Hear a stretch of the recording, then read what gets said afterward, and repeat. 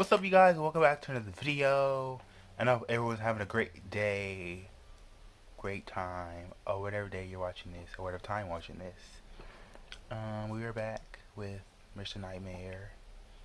This one is called Four Bone Chilling Horror Stories, something like that. Something like that. You always know disturbing stories, I should say. So sit back, relax, get your snacks, and let's jump right into it. Halloween, bone chilling horror stories. Four bone chilling true Halloween horror stories. My group of friends and I went to a local county haunted house attraction. It was by the edge of town. It opened every October of every year. It sat right by the woods appropriately and had three attractions: the main haunted house, a corn maze, and a haunted trail through the woods. I guess I'll name my friends now. Rod, James, and Bud. That's not his real name, that's just his nickname. We started with the haunted house, which was decently high quality and had a few good scares. Then we made our way to the corn maze. It started out kind of slow, just a lot of turns through the corn we'd have to make. But then the scary antics began. A guy dressed as a freaky scarecrow man emerged from the corn and screamed at us, causing us to scream as well. He started to chase after us and we ran. I was in the back, of course, and the scarecrow was right behind me. It's not Even good. knowing it's just a paid actor, you have this innate fear of something chasing after you where you just feel like you have to run away. Somehow, through the thrill of running away through the corn, I lost all of my friends. It seemed like all of us ran in different directions. I lost the scarecrow man, though, and got back to the trail between the crops. This is where the nightmare began. I called and yelled and screamed for my friends as I made wrong turn after wrong turn. They never called back. In fact, it seemed there were no other visitors in sight. I had to finish the maze by myself. What choice did I have? I walked and walked for what felt like 20 minutes. Then I heard bustling in the corn in front of me. I slowed my pace and kind of tiptoed past the noise, but it was pointless. Something reached out from the corn and grabbed my wrist and squeezed it tight. I actually cried out in pain and yelled, "Stop, you're hurting me." I was actually in shock how hard this paid actor was squeezing my wrist. Then That's he not tried okay, pulling actors. me into the crops. I didn't Actor. see who it was. I just saw his hand and arm, covered by a black coat sleeve and black glove. I yanked myself out from the grip and backed away as the actor came out from the crops into the path. He was wearing a heavy winter coat, black jeans, and a blank black face mask. Oh no. I didn't know what the costume was supposed to be, but I literally yelled, "Go fuck yourself, you actually hurt me." He started running at me, and naturally I turned and ran as fast as I could through the corn to lose him. I yelled back, "I'm reporting you," and I quickly lost him. After 5 minutes of running straight through the corn as opposed to following the maze of trails, I came to the edge of the maze and went to find an employee. I reported the actor to the employee, saying he used way too much force to the point that my wrist actually hurt. The employee said he wasn't sure who was wearing the specific costume I described, but that he'd look into it. I thanked him, and then I looked at my phone. I had a missed call from James. I called him back to ask where the three of them were. He said they tried finding me, then they gave up and went to the haunted trail in the woods. I said I'd meet them and hung up. I walked over to the start of the trail, where they had the Halloween ambiance blasting through a bunch of speakers placed throughout. I stepped into the woods, feeling like I was the only one around besides my friends. I tried playing catch-up to my friends, when I stopped in my tracks after spotting him again, Same man. blocking the path. It was the guy in the coat and black mask. He didn't even give me time to react or say something. Right away, he started legit charging full speed at me. I turned right and ran into the woods, expecting to lose him easier. This time I called back, "I'm calling the police." I wasn't actually, but I thought that might get this guy to just leave me alone. Did it? I ran deeper into the woods until I didn't hear him chasing me anymore. Okay. Then I sat down on the root of a tree to catch my breath. I had time to think, and one of my thoughts was, did that guy really follow me from the corn maze to here? Then I heard And then no footsteps actor. approaching, and of course, at that exact moment, my iPhone started ringing. I silenced my phone, and now the footsteps footsteps had stopped. I pushed myself up off the root quietly and leaned to the side to get a view past the tree. It looked clear. I started to run back towards the path of the attraction and immediately spotted him to my right. I said to myself, fuck it. I stopped and told him I'm suing the place because of him. But he didn't stop running at me. He got to me and pushed me to the floor. I didn't expect it. I was once again in shock. I got back up as fast as I could before he could get on top of me and booked it. He chased me, but when I got back to the path towards the entrance of the attraction, he stopped and turned around. I went straight to the little front office shack and asked for a manager. Some older guy greeted me, and I told him about the guy who was chasing me and attacking me. The man said they didn't have any actors wearing that specific attire, so he called the police. Exactly. And eventually I got my friends to meet me where I was.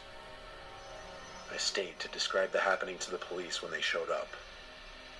I didn't have any marks to show them, but they still took a report and the place was closed for the night.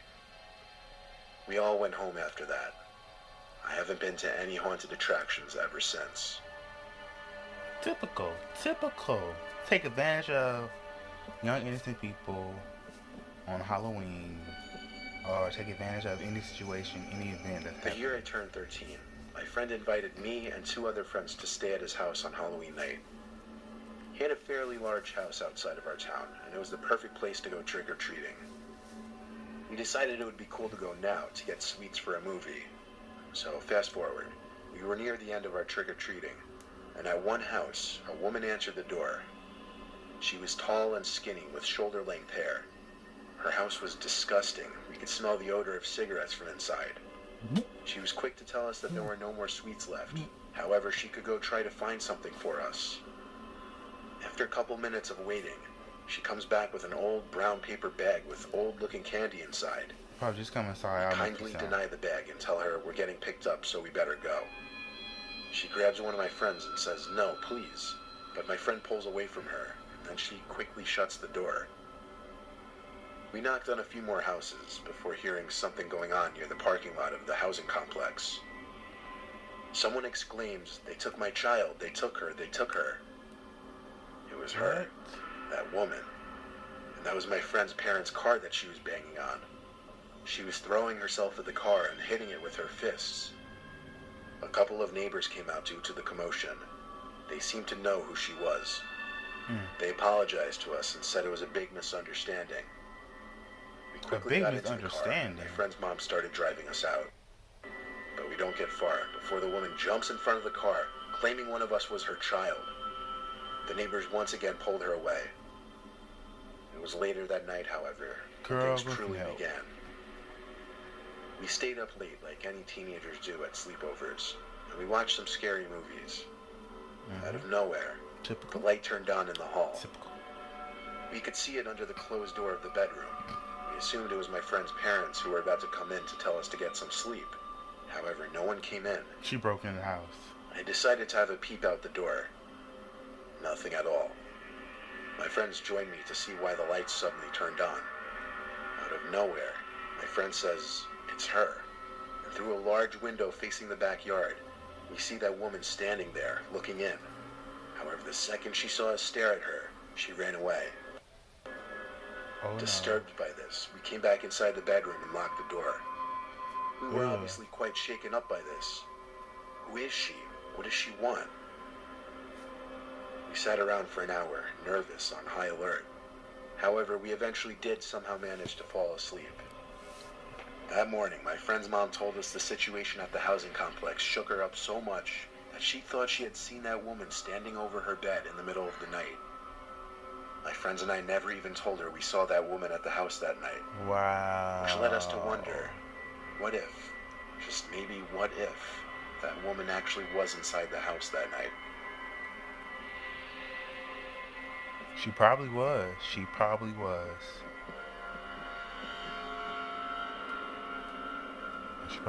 Last year, Halloween was on a Wednesday, and because of that, I was home alone. My dad works nights, and my mom was staying with her sister because our parents weren't getting along at the time. That's creative, My sister was away at college, so it was just me, left to provide for the trick-or-treaters. My dad bought a couple bags of Kit Kats and told me he Very nice. expected them Very empty nice. by the end of the night. I don't know why, but my dad takes Halloween seriously. I didn't I get can home from see. classes until around 6, so it was already dark and the kids were out in droves. The second I dropped my bag on the couch, the bell rang, and that went on for some hours. I was getting homework done later on in the night when the trick-or-treaters had mostly gone home. It was some time past 9 though, I remember that much, and the doorbell rang once more. It was the first time in over half an hour. I went to open the door with a near-empty bowl of Kit Kats, expecting some kids, but instead it was just this lone guy, maybe 35 years old. Like He always. waved at me with a neutral expression on his face. I didn't open the storm door. I kind of just watched him, ready to shut the door on him. He stopped waving, then reached for the handle to the storm door and pulled it open. At that moment, I slammed the door shut in his face and locked it. I texted my family group chat that some old guy just tried opening the door.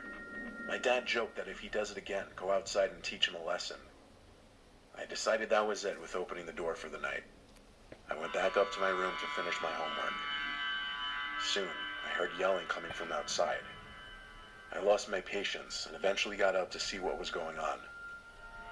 I slid open my window and looked down, and there was that man again down below, looking up at my window, shouting at me. He was mainly yelling that he needed help finding his son. I didn't believe him for a second. I texted my family again. My dad just said, ignore it, he'll go away. Yep, ignore it. I left my room and shut off the light so that he'd go away. Then I went How to you the gonna basement, yell at me which had for no losing your windows. son? Or your son's I hung missing? out down there to do my work, and all was quiet for a while. Then, flick, the power went out. Oh no. My initial thought, that man outside tinkered with the electric box outside of the No, house. no. I stayed in contact with my My family the God. whole time. After a few minutes, I heard Now the it's actually floorboards scary. creaking above my head. Someone, as if I couldn't guess who, was inside the house. Oh, My God. mom, dad, and sister all texted me to call the cops. I stayed put in the basement as it was the safest place at this point. Hide, man. The cops were Hide. en route. All I had to do was wait. The basement door then opened. We stepped down the stairs, only halfway though. Even without power, a little bit of light from the upstairs poured into the basement, enough for me to see his legs. He was standing on the middle step of the staircase. And I swear, he just stood there for like 2 minutes. I heard him mumbling stuff. I won't even pretend I could understand any of it. After the longest, most painfully uncomfortable moment of my life, the man said into the basement, I can see you. Oh. The whole time, his legs were actually facing me. Was he actually looking at me that whole time?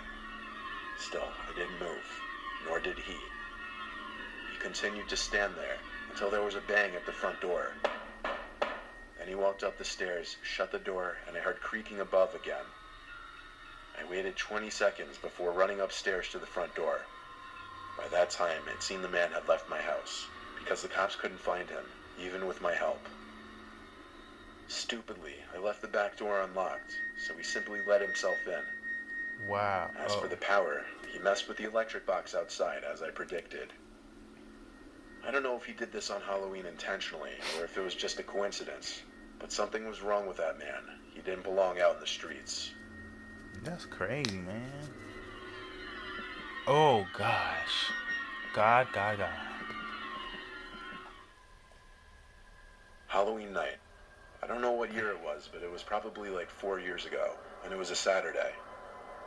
I'll keep this short and to the point.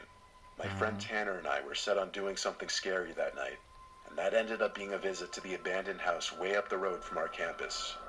It was at the top of the hill, and some students referred to it as the Blair Witch House, simply because it sat all by itself on an enclosed property, and it had been abandoned for years.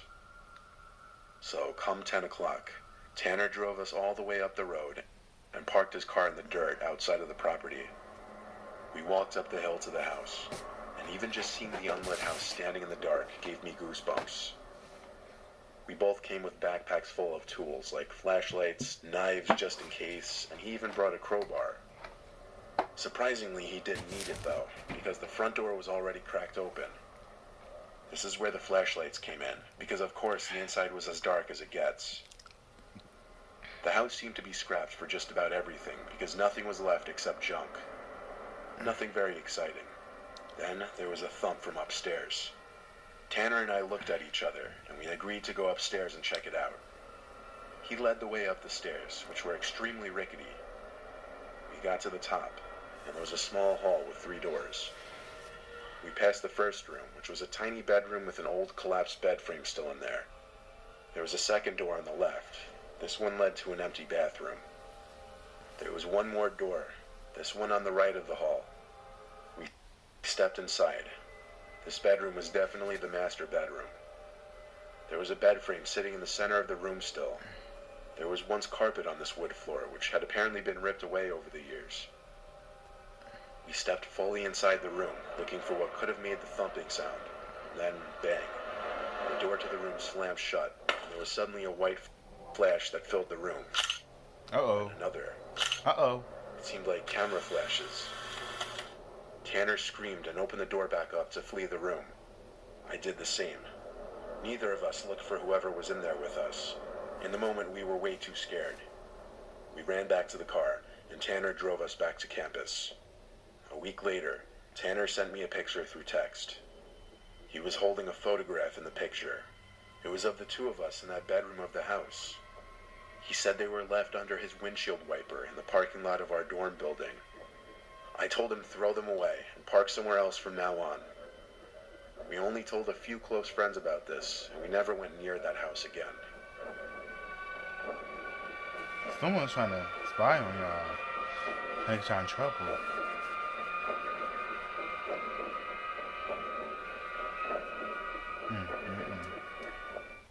Typical.